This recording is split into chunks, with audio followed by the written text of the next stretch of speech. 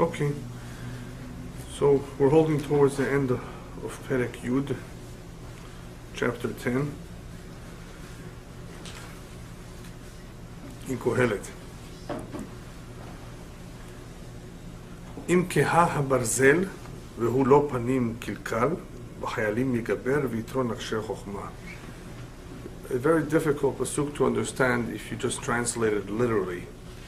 It basically says like this: if the metal on the knife, the metal on the sword, if the metal is keha, keha means it's opaque, I think they say in English. In other words, it's not sharp. Right? You take a knife, it's just missing the sharpness. It's dull. It's dull, that's the better word, yeah. If it's dull, that's what the word keha means. V'hu lo panim kilkal. In other words, it did not have that shine that it would ordinarily have when it's brand new and when it's sharp. Nonetheless, v'hayalim yegaber, even such a knife, such a sword, can overcome many, many soldiers. V'yitron achsher chokhmah. And there is a big advantage to being prepared with wisdom. The connection over here is something that he has said before, that it's not always the strength of the military or the weaponry, it's not in the ammunition, it's much more in the strategy. And it's not even in the numbers of people, in the numbers of soldiers one may have.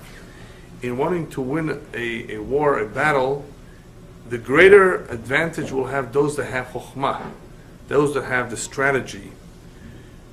They may be able to win even if they're outnumbered, even if the other side, the enemy, has more power.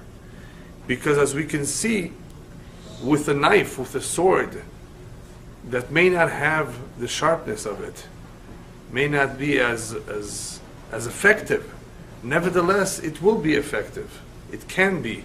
It can overcome many, many soldiers. What's required, of course, is motivation, courage, and strategy, chokhmah. That can do it too. A weak weapon, or almost no weapons at all. The reason why he points this out is because of what we said in the past, that the advantage of chokhmah is greater than anything else. Wisdom is more important than anything else, because if a person is wise, if he's learned, he's able to deal with problems better. He realizes, well, why should I pick a fight over here? This is so ridiculous. I'm going to lose out more than I'm going to gain. But who thinks like that? Somebody who is a chacham. Chokhmah allows one to really evaluate every situation much differently than one who thinks, well, I have the money, or I have the strength, I can do it. I'm going to take it to court, I have the best lawyer. Yeah, people think like that all the time. Many people fight just because they want to win, but they end up winning, they end up losing too. If you win, you lose, because you know what did you gain by winning? And this happens at home too. Some men think they're so macho. They're going to teach their wife a lesson. They're going to win. They're not going to give in. Yeah. If you win the fight with your wife, you lost. You know why? Why, if you win the fight, did you lose? Because you just lost a friend. You just lost a devoted wife. You've just made a scar, maybe even a permanent scar in the relationship by winning. So did it pay to win? You know? So it's not winning that's important here, it's chokhmah. And if you use chokhmah properly, yes, you will win in the way you're supposed to win. Not with the power, not with the koach, not with the money, not with any other artificial means. So even though, yes, there are ways to win with a knife that is dull, but you know what the idea behind that is? Think about it. It doesn't cut. It doesn't cut. It's impressive. It can do the job. In the same way that knife can do the job effectively, the more so chokhmah, especially as he says, the chokhmah, the wisdom that is done with with hachsher, with preparation. Because chokhmah does require preparation. One doesn't just become wise and a chacham. It requires time, it requires experience. And depending on what area of chokhmah we're talking about. There are certain rabbis, for example, who specialize in certain areas. Right? They need to prepare themselves in that area. They need to not just have learned like everybody else learns, they need to prepare or specialize in that area that they're dealing with. Specialization is important in order to know something well. But then there is another type of preparation for chokhmah, that's called midot, character refinement. All the chokhmah that one may have will not help him if he has a problem, a real difficult problem. He's a temperamental person, he's lazy. Then the chokhmah will not really help him that much. He will not be able to accomplish as much as he would had he worked on his midot. And we've spoken a lot about that in Mishlei and in Kohelet earlier, how strength, the true strength is only come about when a person controls himself, when he's able to have a full control over his Yetzer Hara. Otherwise, he's not a strong man. He can be muscular, but he's not strong. Strength, as the rabbis tell us, is a koveshet yitzro. That's strength. And the reason why that's strength we will be learning today is because that liberates man. When man is able to control his Yetzer, he's a true free man. Whereas the one who's not in control of his Yetzer is completely an eved, a slave of his habits, of his addictions, of whatever Yetzer he may have. He's not a truly free man. So that is the emphasis over here in the words v'yitron achshel chokhmah, that there's an advantage, a yitaron, on preparing oneself with chokhmah over any other powers. In the same way that the dull knife was able to be effective, even though it was dull, the more so chokhmah, which always has an advantage over any weaponry, can definitely defeat the enemy, can definitely win the battle. Many, many times in Kohelet and Mishlei, Shlomo Melech emphasized the importance of chokhmah. The rabbis, of course, did not only want us to be a learned people so that we know how to fulfill the Torah mitzvot, that's also part of it, but chokhmah is also intended for us to be able to contend with all kinds of issues and problems that come about, which we'll talk about later. All kinds of things that politicians have to deal with, presidents, governors, prime ministers, and if they don't have the chokhmah, they will make mistakes.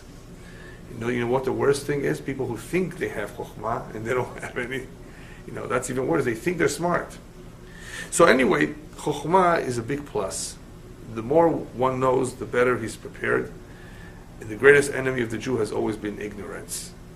Because if a Jew is ignorant, then he also loses his sense of pride of who he is. What does it mean to be Jewish? Why should he work so hard? So chokhmah is therefore extremely important for many reasons. All right, the next pasuk says something completely different. Here he's going sometimes from topic to topic. There's sometimes the pesukim are related. Sometimes, all of a sudden, out of the blue, he speaks about something completely different. So the next pasuk says as follows: Im yeshocha nachash belo lachash, ve'en yitron lebal halashon. If a snake bites without a lachash, one way of understanding the word lachash is without rattling. You know a rattlesnake? It rattles before it bites, before it attacks, because he is warning you. He's letting you know, don't get too close. So the lachash could be either sticking out its tongue, or making it, because not all snakes have a rattler, or doing something to remind you or to warn you, hey, I'm here, be careful. So if a snake bites without a lachash, what does that mean? That it has bitten someone without warning, right? That's one interpretation of these words. Just as, or if, a snake bites or can bite without a lahash. Ve'en yitron le'ba'al lashon. A person who's a ba'al lashon, a person who speaks lashon hara, who gossips and tattletales, in many ways he's compared. In other words, there's no difference between him and the nahash that bites. Lashon hara is a terrible sin, a terrible, terrible sin, very difficult to repair and to do teshuvah, to take back all the words that were said, the nasty words, all the terrible things that, or the consequences that came out as a result of speaking negatively about someone, or as they call it, assassinating his reputation. So that's some of the ideas that are being expressed in this pasuk have to do, obviously, with lashon hara. But he compares the to a nahash for more than one reason. But one reason is because it could be sudden, without warning, and a lashon hara does not require too much preparation. A person can utter something without thinking about it, and it bites. It can bite right away. So that is one comparison between the two. Another idea that is being expressed here is that in the same way that a nahash, a snake, has no benefit from biting, it's not a lion. A lion, when it bites, it eats. That's why it's biting. A snake, when it bites, has no hana'ah. The rabbis tell us when they bite and they insert those that are poisonous, they're poison, they don't enjoy it. They don't? No, they don't enjoy it. Killing prey. What is that? Killing prey. They also kill prey. They Well, bite it. obviously, if that's the purpose, that's different. If the purpose is to eat, then of course they want to cripple, or they want to strangulate, or whatever it is. Sure, that applies to all animals alike. But when a snake bites just for the sake of biting, especially a human being, it's not going to eat you, right? Unless it's one of those big anacondas, right? So that bite is for no ta'ava, the rabbis tell us. The commentators explain there's no desire, there's no hana'ah, there's no enjoyment, pleasure from that. In the same way that therefore the serpent, the snake, has no enjoyment of its bite, so does the lashon hara, the ba'al lashon hara, the one who speaks lashon hara, really does not gain anything by saying. He doesn't, it's even though he may be happy to have said something, there's no real enjoyment, there's no real good that comes out of it. If anything, a lot of bad comes out of it, but nothing good. However, the rabbis say something very fascinating about this pasuk. I don't remember the exact language, but it's something like this. En hanachash noshech, or mekish, as we say today in Hebrew, a snake does not bite, unless elam ken machrizim alav milemala. Unless bashamayim they said, go and bite him. Animals have instincts, they don't have free will. Animal is therefore a shaliach, a messenger to carry out Hashem's will. If someone is attacked by an animal, unless of course you started up with it, if you don't start up with an animal, you don't step on it, you don't bother him. An animal usually will not tend to attack a human being. The Torah says so in the very beginning of Parshat Bereshit, a human being is created in the image of God. And as long as he retains that image of God in his behavior, an animal recognizes that and leaves him alone. Many, many people who have done research on sharks still are not for sure, they're not 100% certain why sharks attack. What's so strange about a shark attacking is because once they bite, they let go. Very few times have people been consumed entirely by a shark.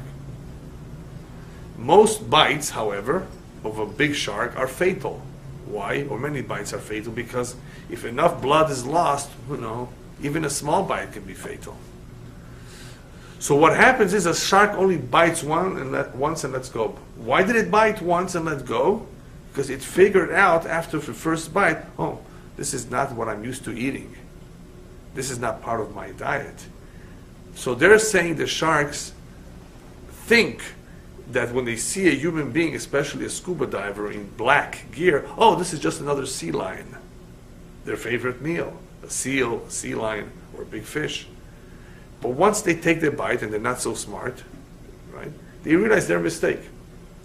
But according to our tradition, an animal usually desists. In other words, he doesn't get involved with a human being. A lion, you should know, if he's not hungry, he won't bother you, but don't get close anyway. I don't recommend it, right? You don't know if he's hungry. Maybe he's in the mood, right? But a tiger is a much more aggressive animal. A tiger may attack even if he's not hungry. So you don't want to mess with tigers. A mountain lion is a little bit more shy, stays away. And the same is true with a jaguar, if you know what a jaguar is. Most of Latin America, South America, and Central America, there's an animal that resembles the leopard. As you know, in Asia and in Africa, they have leopards. In South America, they have jaguars. Leopards are more similar to tigers in their aggressiveness. They can attack, but jaguars are just, you don't mess with them, they won't mess with you, even though they can be even more dangerous. Different habits in different animals. Nonetheless, if they do attack, it's min hashamayim. That's very important to keep in mind. Usually, for the most part, an animal that attacks min hashamayim, they told him to. People who have been bitten by a snake, unless of course they were handling it or something, maybe, right? Unless they sat on it, they stepped on it, maybe. Otherwise, if they're just minding their own business and the snake comes, as they do in all over the world, especially with their snakes, especially in the summer when they come out, people get it. It's all min hashamayim. Our tradition says that one of the punishments of one who speaks lashon hara is to get bitten by a snake. So actually, there is a connection here between lashon hara and being bitten by a snake, because one of the punishments for lashon hara is to be bitten by a snake. There are other reasons why people will be bitten by snakes, quite a few reasons, but this is definitely one of them. But I thought the point here was very, very interesting, because people don't realize that dogs or cats or rats or anything that may bite, min hashamayim, they're telling them to bite. It's not just a coincidence. It's not because they feel like it. It's not because they're necessarily afraid of you. They're going to bite. There are many, many stories of big tzaddikim who approached wild, dangerous dogs, and the dogs calmed down all of a sudden. But they would not calm down just in front of anyone. Yes? Aaron. I remember a year ago, then maybe more, you just said, Right. maybe cancer is cancer. No, yeah, but it's very difficult for us to know. We don't have, unfortunately, today we don't have prophets, right? If we had prophets, they will tell us this is for this is for that, this is for that. There were great rabbis and Kabbalists who had Ruach HaKodesh and who were also able to tell certain things according to the Kabbalah. People, obviously, who are suffering from the kidneys, from the liver, from the pancreas, from the gallbladder, from arthritis. I agree with you, what you're saying. Everything has a reason. But do we know the exact reason for all of them? No. It's difficult to know for sure what it is, because even with cancer, there's different kinds of cancers. Yeah. But we do know that it's all min hashamayim. Unless, of course, the person smokes. Then he's doing it to himself. He can't say, oh, it's min hashamayim. You did it to yourself. Whether it was alcohol or smoking, a person sometimes brings about his own illness, and sometimes his early death. Min hashamayim, he was supposed to live to 83, according to his mazal. Right? But he committed a slow suicide by not taking care of his body. A lot of people have this problem. Then they say, oh, it's in my genes. No, it's not in your genes. That's called Baba-Maises in Yiddish. Fairy tales. Or in Arabic, Kalam Fadi. Hawa. Hair, plain, air. Nothing to do with reality. People have to be responsible for themselves. But there are times that things happen min hashamayim. And an attack by an animal that's unprovoked is one of them. Yes? Is that would apply to human beings too? When human beings bite the other, not biting, like hurting others. No, human That's beings part have free will. Human being has free will. So that's why you have to be careful with human beings. Because they have free will. They can decide on their own to hurt. However, if the other person does not deserve it at all, then Me'ashamayim, they will intercede and stop it. But if that person is not such a big righteous person, he may suffer. You don't want to take a chance. You don't want to be involved in a fight. Sometimes you have no choice because you're a soldier, so you go to war. War is, there's no compassion in war. There's missiles, there's mines, there's bullets. What can you do? If you're a soldier, you're a soldier. Otherwise, you don't want to get involved with another human being because even though it's not directed from above, right? It's still, things can happen.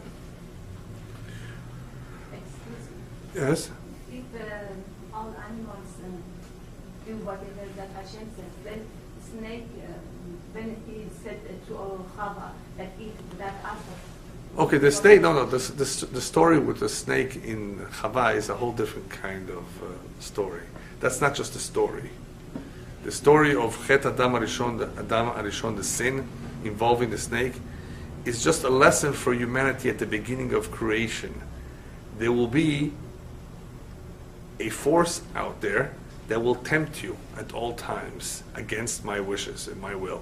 He's called the Nachash, he's also called the Yetzirah, he's called the Satan, and he eventually is called the Malach HaMavet too, when he takes a person from this world.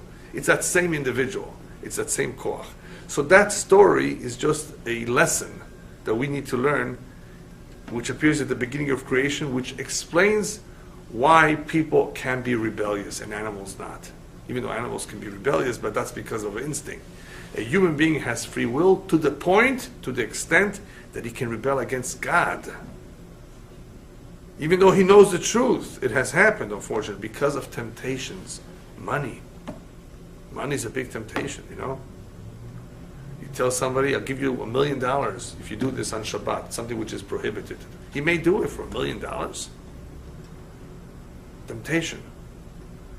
Policeman stops you and wants to give you a ticket. Well, if you're in Mexico, 10 pesos is enough. Here, the policeman won't take a $100 bill. He might put you in jail for trying to bribe him. But what if you offer the policeman $5,000? You think he might not think twice about it? A human being can be bribed. He can be tempted. It all depends on how strong it is. So in some places you don't have to tempt too much. In some places you have to tempt more. That's all it is. The Torah says so. Right? The bribery blinds people, even the chachamim, because that's what bribery is all about, to tempt you. And if a person falls, that's it. We're only human. So that's why that story of the Nahash is an important lesson. The people should be very, very careful. They can easily fall. All right, the next pasuk. Divrei pi chacham hen v'siftot kesil tevale'eno. When a chacham speaks, if he's a true chacham, his words will find hen, will find grace. People may actually enjoy it. It can make a difference in their life. They will receive it well. That's called hen. The problem, however, is if after the chacham has spoken, Iksil gets involved.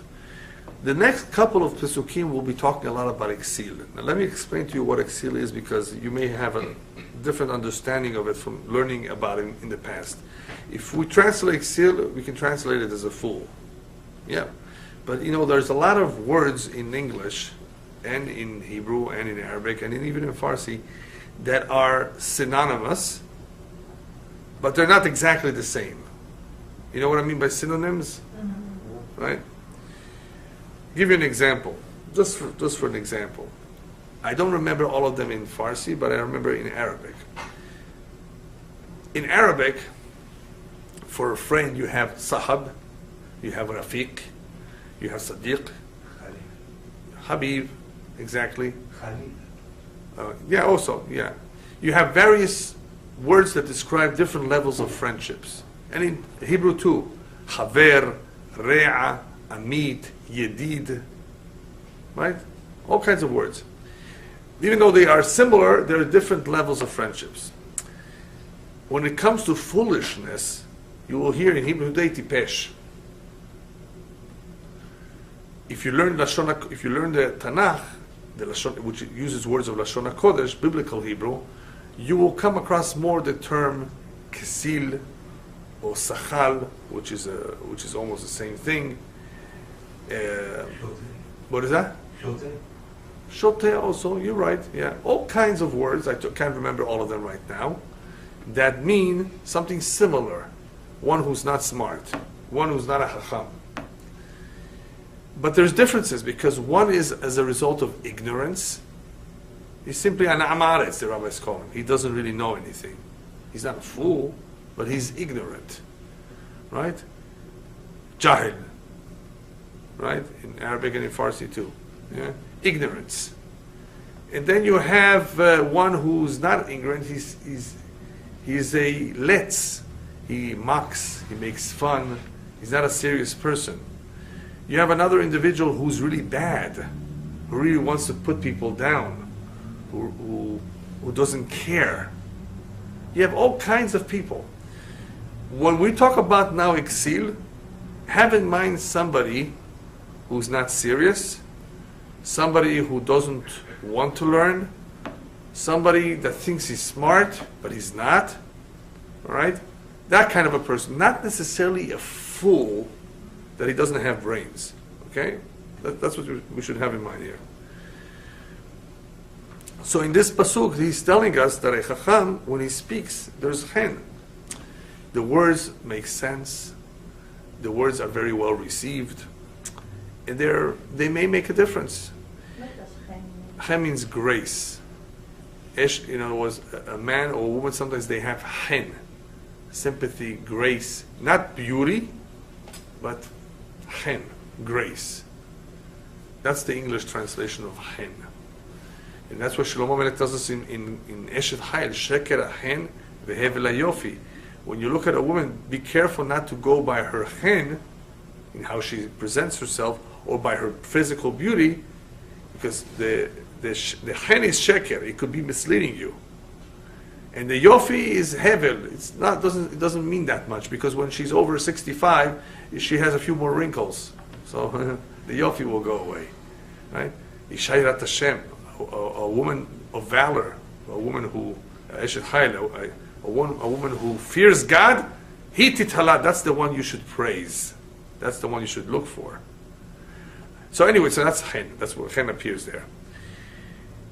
There are people that are good communicators. They know how to speak very well. They have oratory skills, they say. These people do not necessarily have chen.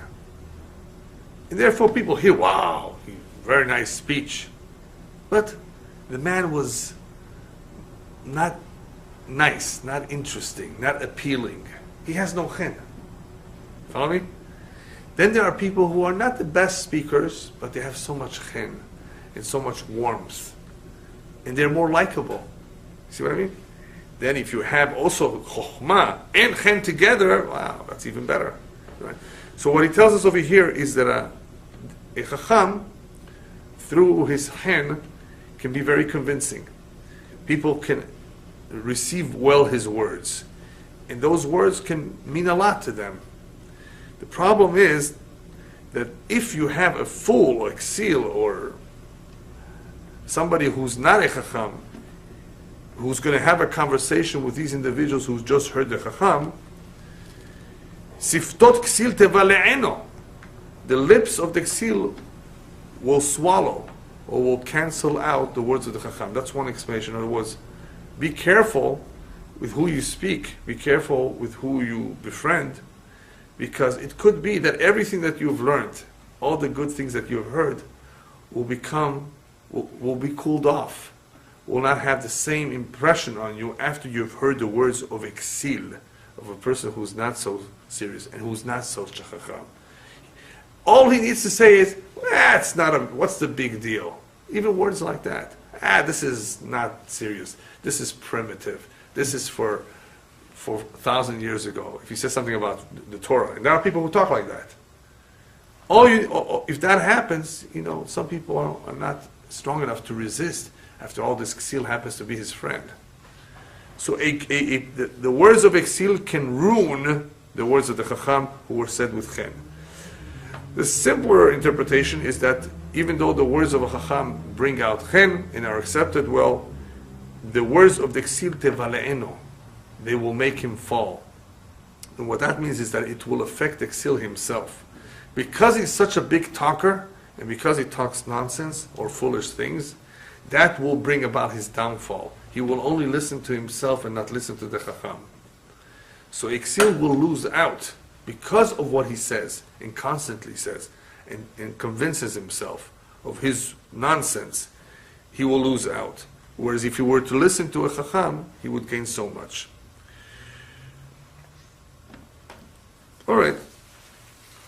Next pasuk. Tchilat divrei pihu sichlut. We'll continue on with Exil. The beginning of the words of Exil, Tchilat divrei pihu sichlut. It's all nonsense. It's all foolishness. But Shlomo Melech tells us, don't think it only stops with words. These people who are very, very talkative, who are always saying things, it doesn't just end with talk. V'acharit pihu holelut ra'ah. What happens after, the consequences of all this talking, is holelut ra'ah, is a very bad disposition, a very bad behavior, holelut ra'ah is a wild lifestyle, a lifestyle that is reckless, that is not responsible.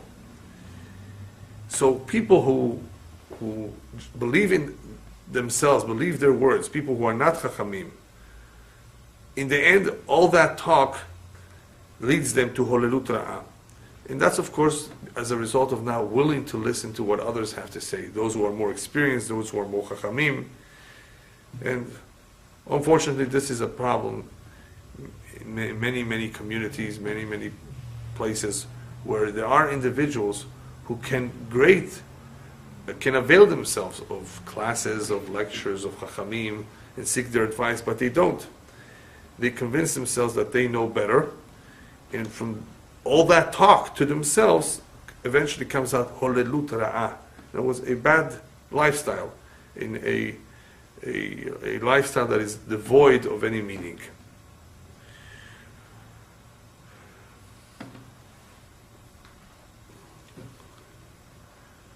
Anyway, what have we seen so far from these few pesukim about Kesil and speech? He's really emphasized to us how important speech is. Whether it's in Lashon Hara, being careful with what we say about other people, or whether it's things that we say in general. In Judaism, there's a big emphasis on being very, very careful with the quality of speech, not just Lashon Hara, quality of speech, not to use bad language. Every second word in the news or in the street is bad language these days. The non-Jewish world has gotten so used to speaking in a derogatory way that if it's not a curse word, it's something else not too nice, not too modest. If you know what I mean, that's what you hear. Yeah. And I've heard this in English much more. I've heard, in Arabic they definitely know how to curse. Yeah. But in the Latin American countries, I don't hear it so much. Even though there are slang, very bad slang too in Spanish, but in a regular conversation, you may not hear it as bad as you hear it in English. I don't know why. But it wasn't like this in the 70s. It became worse and worse and worse. Whether it's in the newspaper, they say things they would never have said before. So speech, it's all about speech. Speech is something very precious to us. It's the one ability that we have as human beings that animals don't have. And that is where the Torah is very, very strict about. A word is a word. You made a promise, it's a promise. You made a neder, you better keep it. Why? Because it's a word. Words are powerful. Words are powerful. They can do a lot of harm, they can do a lot of good. Imagine giving encouragement, imagine making somebody feel good. Going to be menachem avelim, when you're going to go comfort those who are in mourning, are you going to just sit and do nothing? Even though you're not supposed to begin to speak, according to the halakha, part of the nichum avelim involves speech, involves saying something. So speech in our tradition is very, very important. And here he's basically saying, look what comes out of the speech of the fool, what can come out of the speech of the chacham. Be very careful, especially in the area of Lashon Hara. That could be very, very damaging.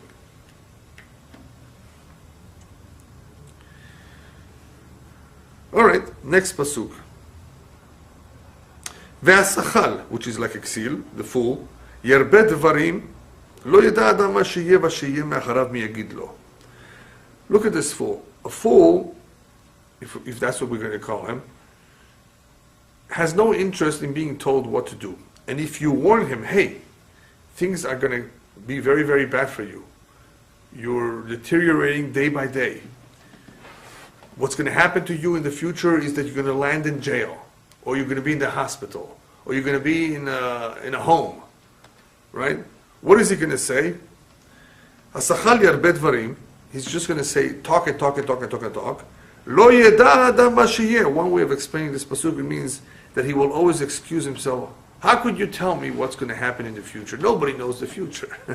See, lo yeda adam ma sheyeh v'sheyeh me'acharav mi yagid lo. Who can know what's going to happen tomorrow, the next day? He's right. Nobody could know. The problem is that we're talking about experts. Experts do know. Experts have experience, right? They're telling you, this is what has happened to so-and-so who's done what you're doing. He took drugs, and he eventually ended up hurting himself, ruining his life, ruining his career. You don't know what the future is. It's okay. It's all right. I'm okay. I'm calm. Nothing is wrong. So the ksil, the one who's not a chacham, he obviously is acting without too much wisdom. Right? He's not wise.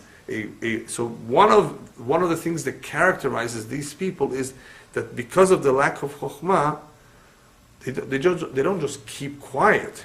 They actually talk a lot, and they will tell you all kinds of stories, including, what do you know about the future? That's not right. Who's to say? And they will completely ignore the problem that they have. So this is quite typical for a sachal to try to justify or to excuse himself by just talking a lot and saying that he doesn't see this to be a problem.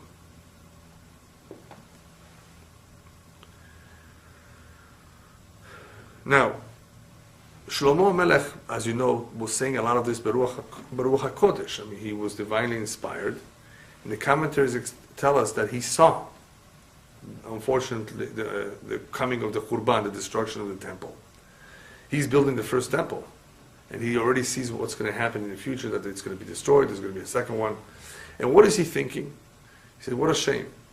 There will be prophets, and the prophets will tell the Jewish people, they'll tell them off many, many times. That's what a prophet did.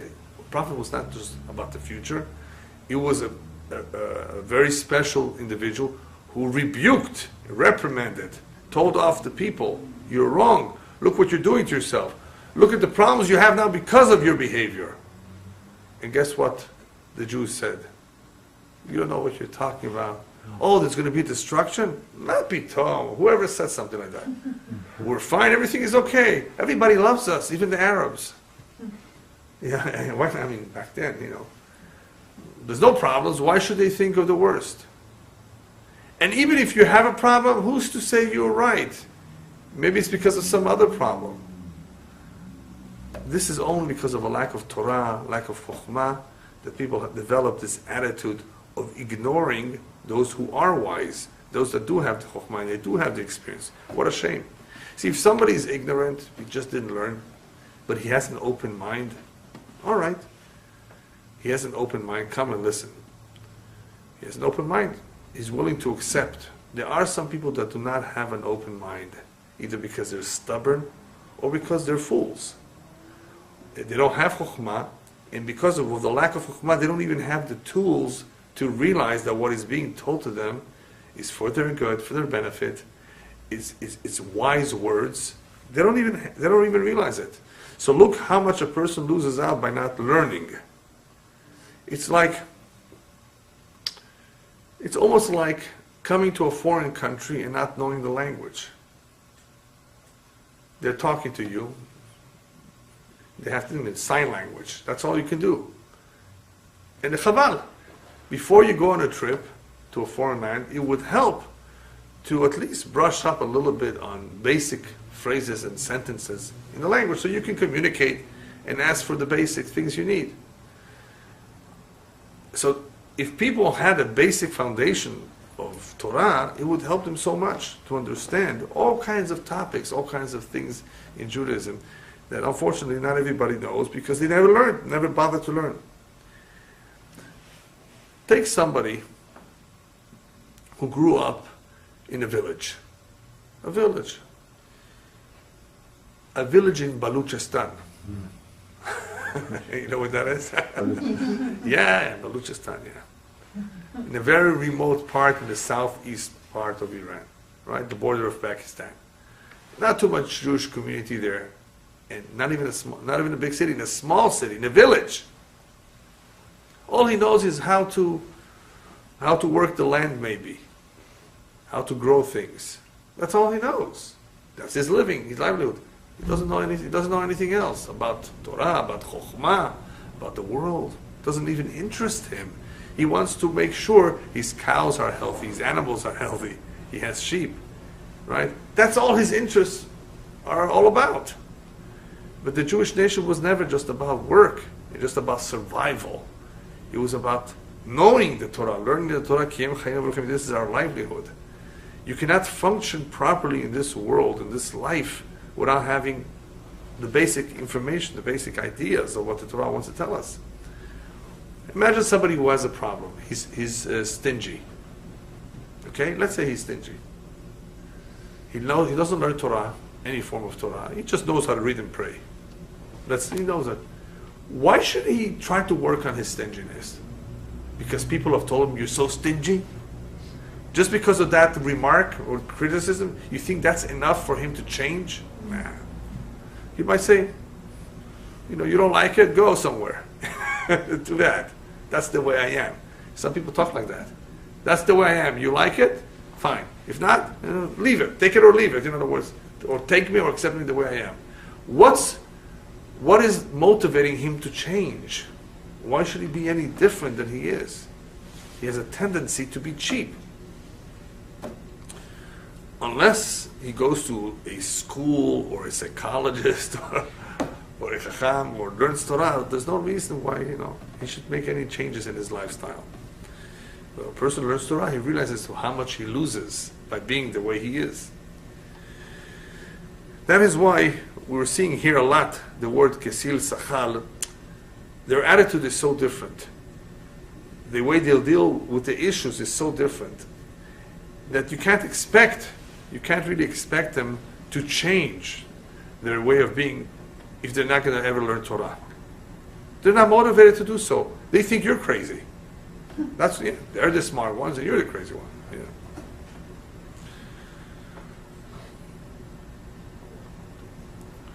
Okay.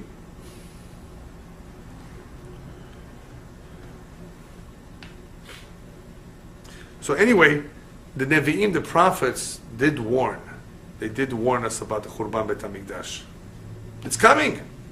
What are you talking about? It's not going to be. It's never going to happen. It happened.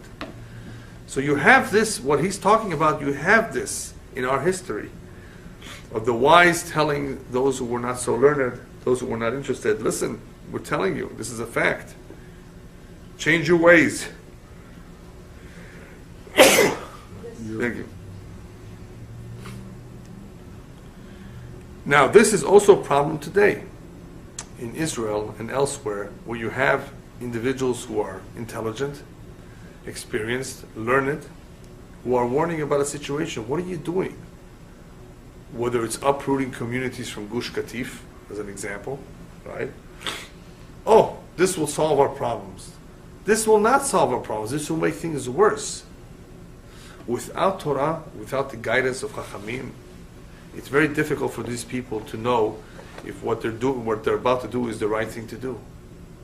They're guessing. Should we leave Iran alone? They're not going to develop nuclear weapon. After all, they said they're not. But there's something called lying. Some people lie. And they're very good at that, right? Right. Especially since we have experience from a previous liar. His name was Hitler. Yeah. And guess what? People believed him. He says, oh no, I'm not going to do anything like that. Remember who that was who believed him? Neville Chamberlain. Chamberlain, yeah. He came with a piece of paper. See his signature. Yeah. What is it worth? So you have similar situations all the time where people do not believe those who are chachamim or what the Torah has to say. They don't take warning seriously. And then they find themselves in trouble. Okay, next pasuk. Amal הכסילים תייגענו אשר לא ידע ללכת אל עיר. Amal with an ayin means the hard labor, hard work. What people invest a lot of effort into something that's called amal.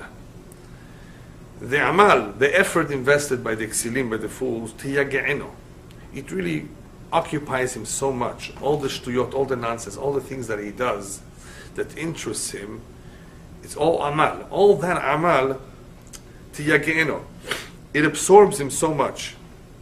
And because it absorbs him so much, or takes his time, so the simple meaning is he doesn't even know how to go home. He doesn't even know how to go to the city. He doesn't even know the directions. He loses himself completely in life. Because he's so involved in trivialities, let's call them trivialities, the latest gadget, vacations. He's not a fool, complete the fool, but he is acting like a fool. That's why we're calling him a fool, because these people act like fools. They don't care about being chachamim. They don't care about learning chokhmah. So these ksilim, because of all the amal that they invest their time in and effort, they lose track of time. They lose the sense of direction. They don't even know how to go home. That's the simple, literal meaning of the words. But another idea behind these words is that when we're saying that he does not even know how to, when he does not go to the city, we're talking about the reason for him being that way is because he had not gone to the city, meaning to the classes, to the Bet Midrash of the Chachamim who are in the city. That's just another explanation. Had he gone to the city, had he been present in classes in Shiurim, he would have done things differently. But all that amal of his has kept him from that too, in a sense. He's been so busy with all the shtuyot that he doesn't have time for anything else. You know where this could happen? This could easily happen to any one of us. There's something that needs repair.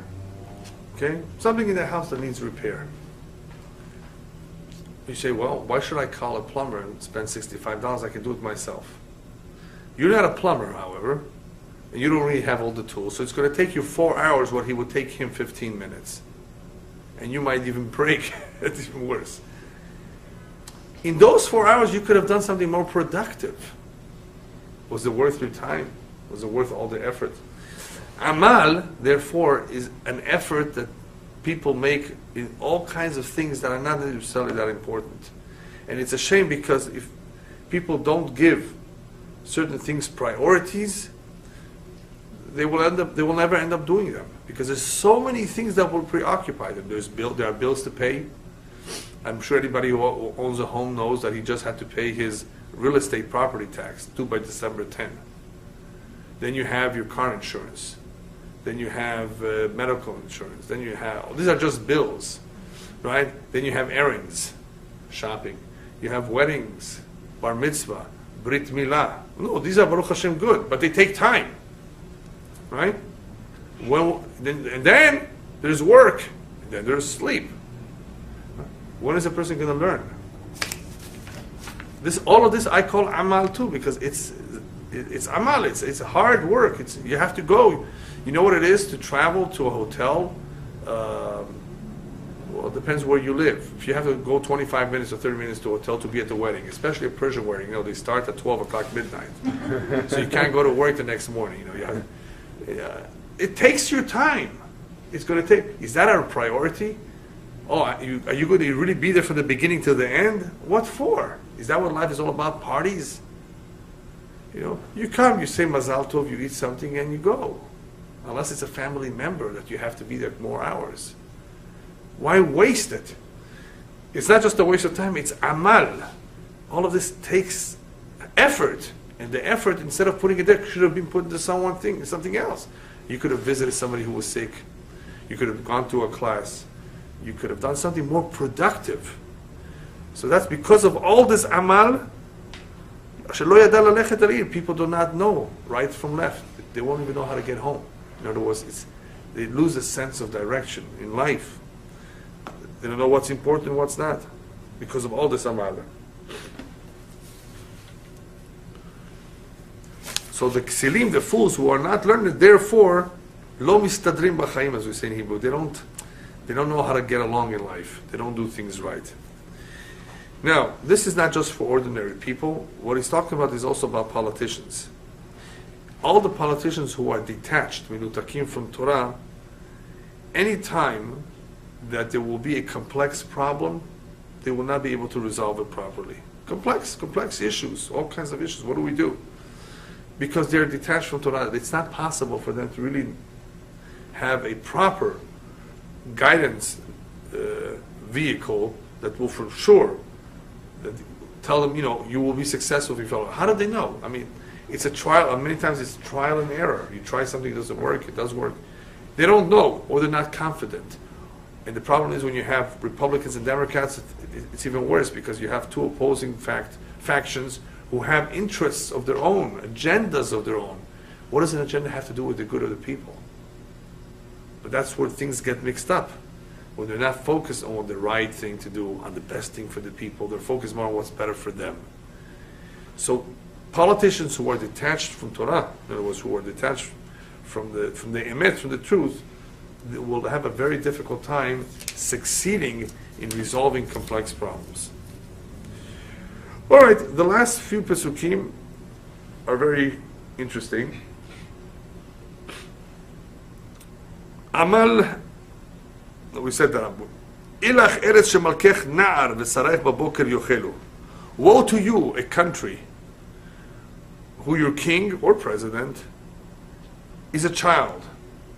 In other words, he's not mature. V'sarayich, and that your ministers, first thing they do in the morning is they have breakfast. That's what he says. V'sarayich baboker yochelu. Well, what's wrong with that? What is he talking about?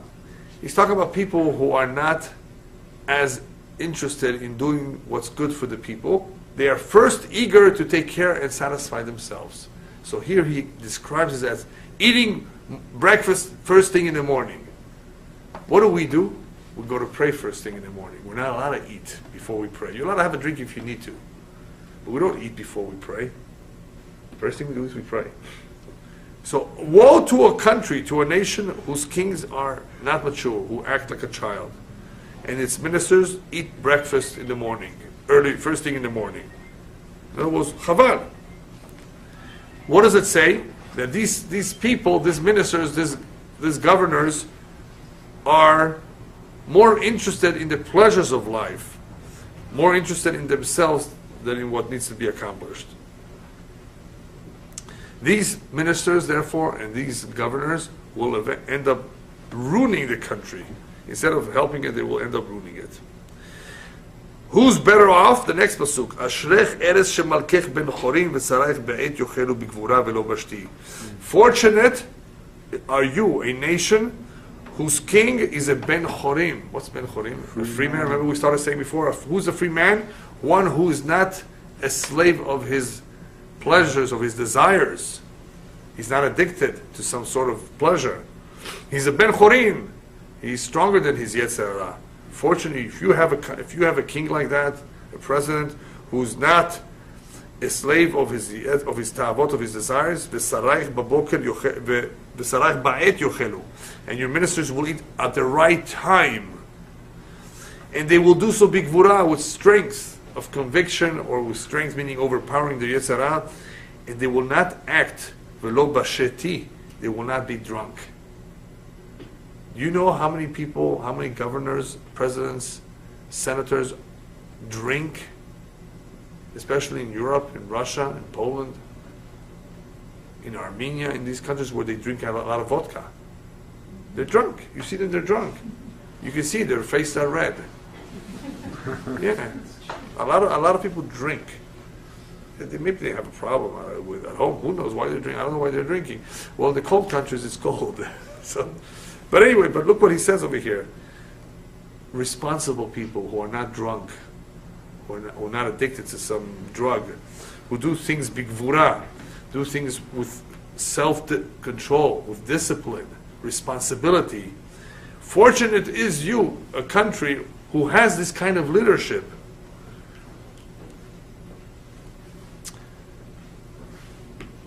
But if you take a quick look at many countries in the world, you don't have that, unfortunately.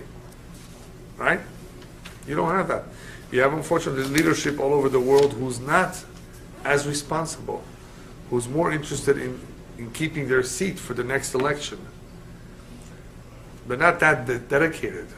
Very few leaders are really truly dedicated. Okay, one more pasuk. Now, after we've spoken about the fool, now we switch gears a little bit and go back to another favorite character of Shlomo Melech, and he tends to speak, I think, more about it in Mishlei than he does in Kohelet. But a very, very important idea, extremely significant, and he mentions it here too. Ba'atzaltaim yimacha mekare. We're talking about the lazy. Because of laziness, the roof, I'm going to translate it literally and then I'll explain it. Because of laziness, the roof begins to fall apart. Ubeshiflut yadayim yidlof habayit. And because of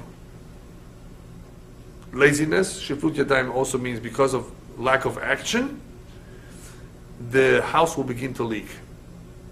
What is he saying in simple words? People who put off repairing small repairs, eventually the small repairs that were not done will end up costing them more because the house will soon fall apart. You have a small, take care of it, otherwise it becomes a big leak. And once you have a big leak, the water comes in, it destroys even more. So look what he says, because of laziness, a house is sometimes left in disrepair and it becomes dilapidated. Begins to leak and so forth. However, this is not only talking about a house, it's talking about anything. People who are lazy, right? They don't take care of themselves. It's also, the body falls apart. People who are lazy and they don't take care of their marriage falls apart.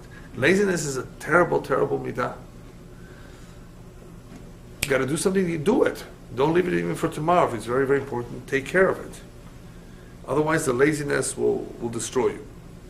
Now, when this happens with Torah, it's even more dangerous. If a person is lazy and does not want to learn Torah because of laziness, this will cause him a rifyon.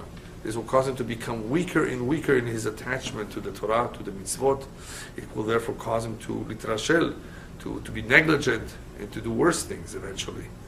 The laziness can therefore lead to all kinds of terrible consequences, especially when we talk about laziness of learning Torah.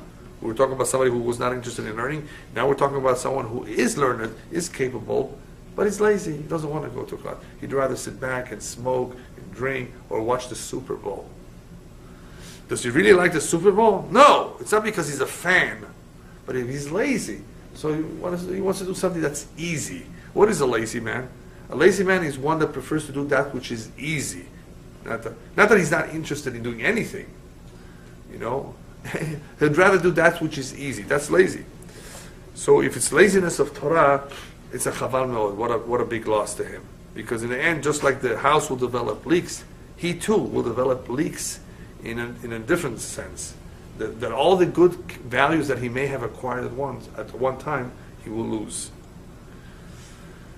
Shiflut yadayim can also mean that if you give the work, the repair work, to people who don't know how to repair, you'll end up having to repair their work too. In other words, don't give the job to somebody who does not know how to do it. You know, there's a saying in Arabic, "Ati khubzak lil khubaz." Give your bread to the baker, even if he eats half of it. In other words, give the work to the professionals who know how to do it right, and don't do it yourself.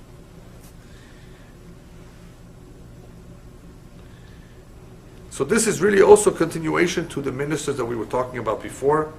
Ministers may not be drunk. They may be okay. But if they're lazy, it's the same kind of a problem. They won't get any work done. The government will not function properly if you have lazy people. And everything will fall apart. One more interpretation of this pasuk is that we're talking about not the roof falling apart, but the roof cover is referring to Hashem not providing us with all the shefa that He would ordinarily give us. The flow that comes down from above is diminished, chas v'shalom, God forbid, if the Jewish people do not learn Torah. One of the flows that is diminished is rain. Israel should have more rain. The Kohelet is very, very low. Oh, we have to import water from Turkey. That's what they always talk about. They don't realize that the main problem has nothing to do with being a Mediterranean country where there's not that much rain. It has to do with the fact that, unfortunately, there's some problems that is causing that flow from above to be diminished. And rain is very important. Rain is our sustenance, it's our life. So it's connected to Torah. If the Torah is diminished, that can have an effect on another very important asset that we have, and that's rain. I mean, when it diminishes, it really affects us in every way.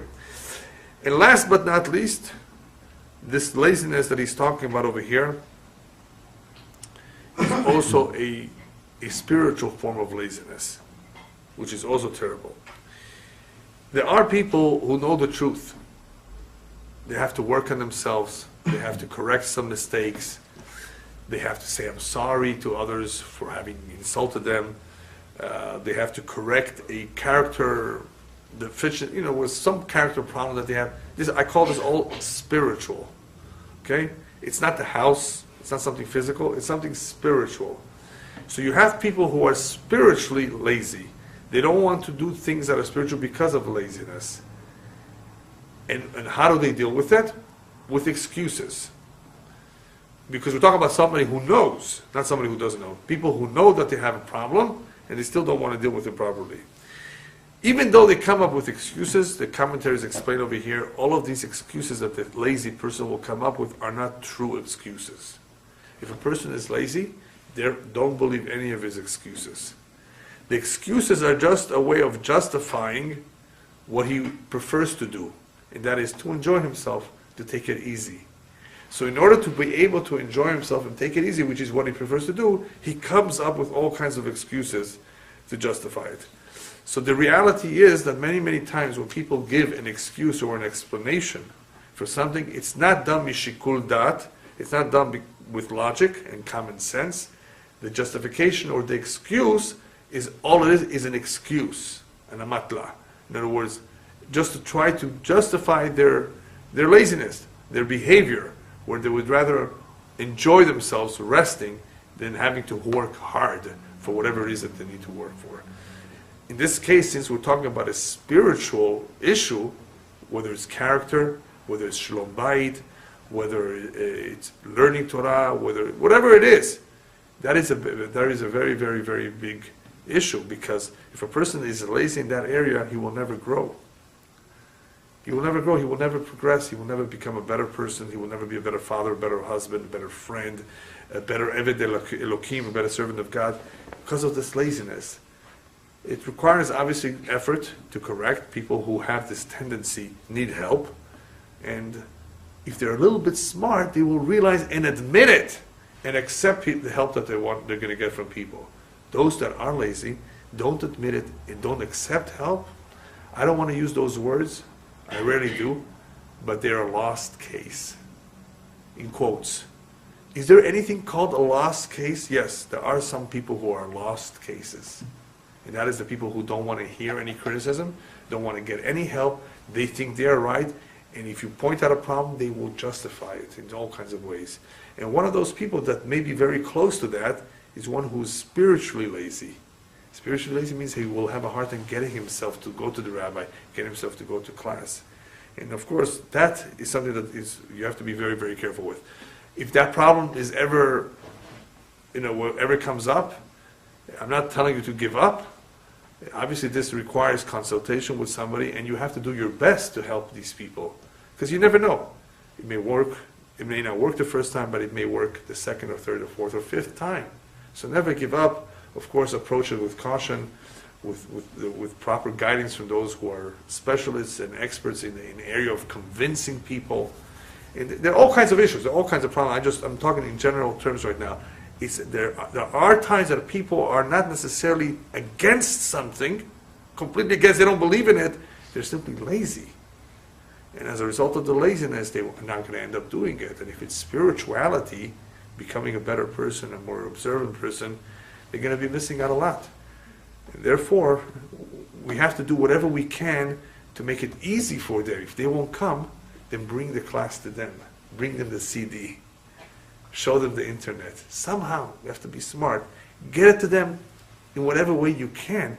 And B'ezrat Hashem, hopefully, our efforts will bear fruit. Thank you.